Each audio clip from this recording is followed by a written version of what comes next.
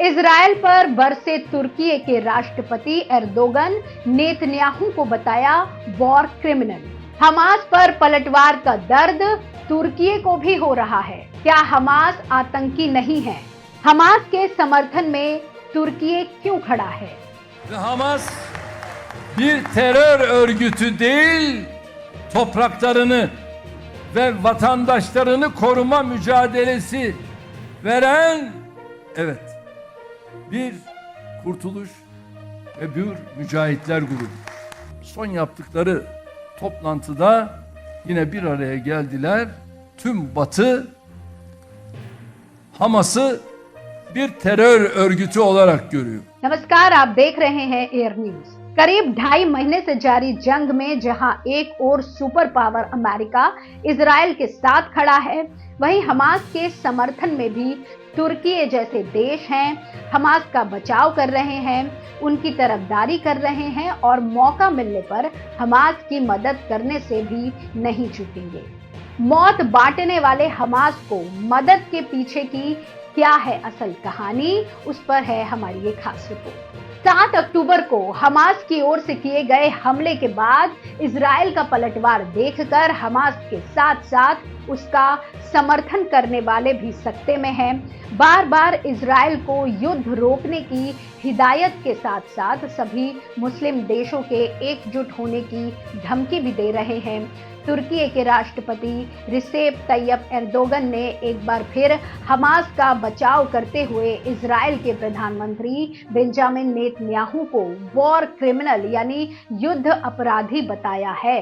Erdogan ने कहा है कि इजरायल और हमास की जंग खत्म होने के बाद नेतन्याहू पर वॉर क्राइम्स के लिए केस चलना चाहिए।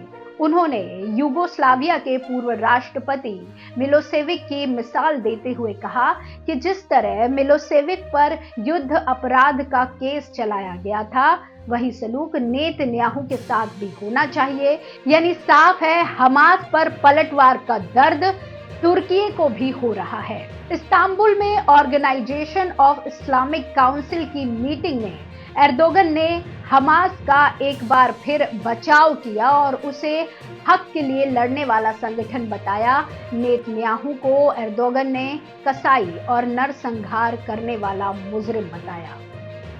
एर्दोगन ने कहा कि इजरायल गाजा में मासूम लोगों के कत्ल का गुनहगार है और उसे मानवता पर बातचीत करने का कोई हक नहीं है।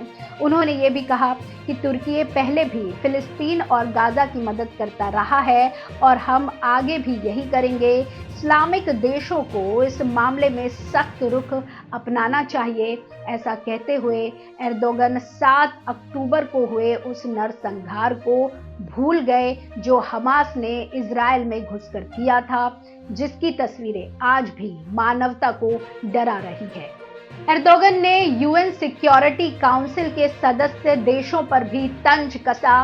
कहा कि ब्रिटेन, चीन, फ्रांस, रूस और अमेरिका दोहरा रवैया अपना रहा है। पिछले महीने भी नाटो देशों के अहम सदस्य तुर्की के राष्ट्रपति रिसेप तैयब एर्दोगन ने इजरायल पर हमला करने वाले फिलिस्तीनी संगठन हमास का बचाव किया था। एर्दोगन ने पार्टी सांसदों से मुलाकात के दौरान कहा था कि मैं इजरायल नहीं जाऊंगा। हमास आतंकी संगठन नहीं है, इसके मेंबर्स आजादी की जंग में हिस्सा लेने वाले मुजाहिदीन हैं। ये अपनी जमीन और नागरिकों को बचाने की कोशिश कर रहे हैं।